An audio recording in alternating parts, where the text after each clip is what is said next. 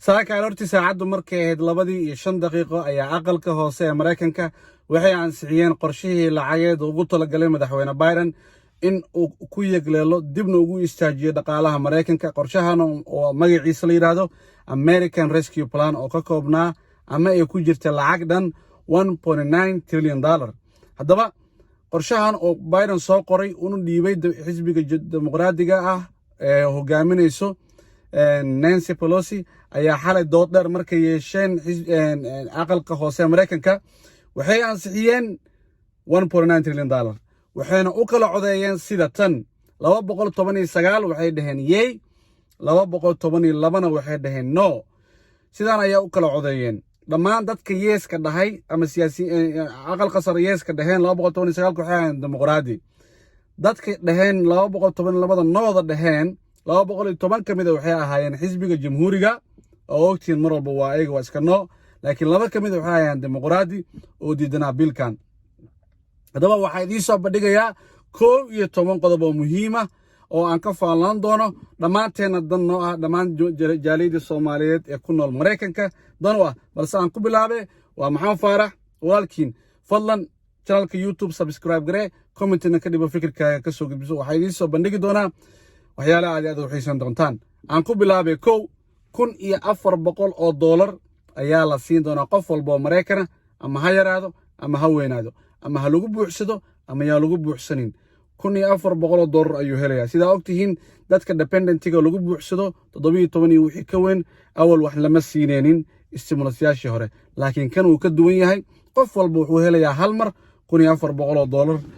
qodobka labaad, saacadii 15 ayaa lagu shaqayn doonaa federal minimum wage-ka ah. qodobka saddexaad, $400 ayaa unemployment benefit la siin doonaa.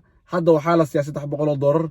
waxay ku eg tahay soo gabagaboobaysaa March 14, laakiin March 14 ayay ka bilaabanaysaa $400 oo $100 ku dareema dimuqraadiga. waxay soconaysaa ilaa August 19. ugu yaraan 20 milyan oo Mareykan ah ayaa qaato unemployment benefit. taasina way caawinaysaa dhaqaalaha Mareykanka ee dadka oo shaqo la'aanta ah. qodobka afraad oo muhiimka waalidiinta Soomaalida qaasatan u muhiimka waxaa waaye calaa ciyaalka lacagta la siin doono oo magacooda la yiraahdo child tax credit. sidan ayaan u sharaxay. haddaa waaritahay fadlan si fiican u dhegeyso. cunugaaga hadduu jiro 6 sano iyo wixii ka yar, dowladda Mareykanka waxay siinaysaa $3,600. hadduu 6 sano ka weyn yahay ilaa 17 sanana waxaa la siinayaa $3,000. lacagtan waa bil walbaa la siinayaa. waa loo $3,600 ama $3,000 la qaybinayaa. bilbil ayaana loo qaybinayaa. bilbil ayaa loo siinaya waalidiinta loo soo dirayaa. waxayna ka bilaabayaan July 2021. sanadkan aan ku jirno July. aan ku celiyo $3,600 waxaa la siinayaa 6 sano wixii ka yar. $3,000 waxaa la siinayaa 6 sano wixii ka weyn ilaa 17 oo caruurta. arrintan waxay guul u tahay waalidiinta dhammaan Mareykan oo mataqaana caruurtooda ugu koriyaan, iskuulka markii aan dhar ugu gadaan, cunto ugu gadaan, gudanahooda gurigana ay ku fushaan. waxaa waalidiintaas lacag fiican caruur badan leedahayna lacag fiican ayaa bil walba oo joogtaa kuu soo dhacayso ilaa abidna way soconaysaa. qodobka shanaad, $350 bilyan ayaa gobolada dhammaan Mareykan la siin doonaa. goboladaasoo loogu talagalay in dhaqaalooda u soo qaadaan caabuqa coronavirusna kula dagaalamaan. $130 bilyan ayaa waxaa la siin doonaa iskuulada kindergarten ilaa 12th grade. $30 bilyan ayaa waxaa la siin doonaa rental assistant, low income housing, section 8 dadka aan guryo kiraysan karin ama aan iska bixin karin ayaa waxaa la siinaya $30 bilyan. jaamacadaha iyo iskuulada waa qodobka 8aade, $40 bilyan ayaa la siinayaa. sidee mataqaanaa ma ogtiin jaamacadooyinka iyo wax dhan waa xirnaayeen, online ayaa la qaadanayay. marka $40 bilyan ayaa loogu talagalay inay mataqaanaa kor ugu soo qaadaan waxbarashadooda. qodobka 9aad, $25 bilyan ayaa waxaa la siin doonaa muqaayadooyinka iyo baararka. sidaa ogtihiin muqaayadooyinka iyo baararka way xirnaayeen caabuqa coronavirus daraadood. gobolada dhaqsaa la xiraayay, marka way caawinaysaa lacagtan. qodobka 10aad, $15 bilyan ayaa waxaa la siinayaa EIDL small business grant oo $10,000 la siinayo ganacsada yaryarka.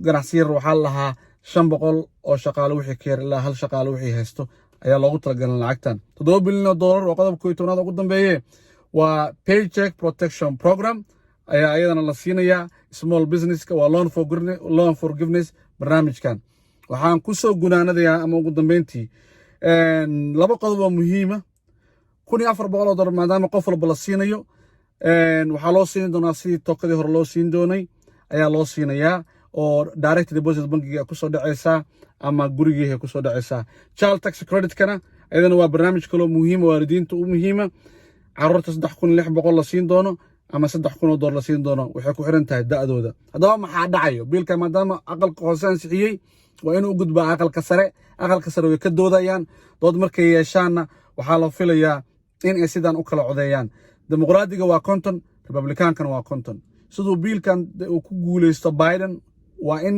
Jack Schumer oo ah hogaamiyaha aqlabiyadda sare dimuqraadiga ah inuu mariyo dimuqraadigiisa 50 qof asagoo is haysto waa inay yes wada dhahaan sida ogtiin Mitch McConnell republikaana asaga iyo republikaankiisa waa always no maadaama Kevin McCarthy oo ah ninka laga tiri badan yahay jamhuuriga xisbiga hoos aqalka hoose joogo noo soo wada dhaheen republikaanka waa diidan yihiin biilkan waxay leeyihiin lacagtan aad u far badan tahay gobolada lacag in la siiyo maaha $15 in la siiyo maaha saacadii shaqaalaha laba kamida laakiin xisbiga jamhuuriga aqalka sare ayaa waxayba dhaheenba annaga noo ayaan u codeynaynaa haddii laga saari waayo biilkan qodobkan $15 saacadii la siinayo marka waxaa u badan tahay in qodobkaas kaliya laga saari doono waxyaalaha kalena laga badbedeli doono xaqa iyo waxayna ka bedelaan laakiin child tax credit-ka lagama bedeli doono stimulus check laga bedeli doono unemployment-ga waa laga yaabaa laakiin 15 saacadii waa laga bedelayaa xaq waxay u leeyihiin xisbiga jamhuuriga iyo dimuqraadiga inay isku yimaadaan wax ka bedelaan ka bacdi biilkan ansixiyaan laakiin hadday ku adkaystaan in wax laga bedelin ay isfahmi waayaan waa 50 dimuqraadiya 50 republikaana ka bacdi Kamala Harris oo madaxweyne ku xigeen Mareykan ayaa soo galayso oo sharci ah tie breaker ayaa noqonaysa sidaas ayuu biilkan ku ansixmi doonaa markaas ayaa loo diri doonaa madaxweynaha Mareykan Biden wuxuu ansixin doonaa by March mataqaana 15 dadkana loo siin doonaa $1,400 iyo child tax credit-ka loo deen doonaa unemployment-kan lacagta loo fasixi doonaa waxaan dhammaanteen rajaynaynaa inay biilkan dimuqraadiga ansixiyaan sidoo kale caabuqa coronavirus gunaanadkii aad ugu batay Mareykan 510,000 oo qof ayaa u dhimatay 28 milyan iyo 900,000 oo qofna uu ku dhacay caabuqa coronavirus fadlan hal ilaaliyo Allah naga badbaadiyo cudurkan caabuqa coronavirus meel walba joogtaan qiyaarta وسلامتين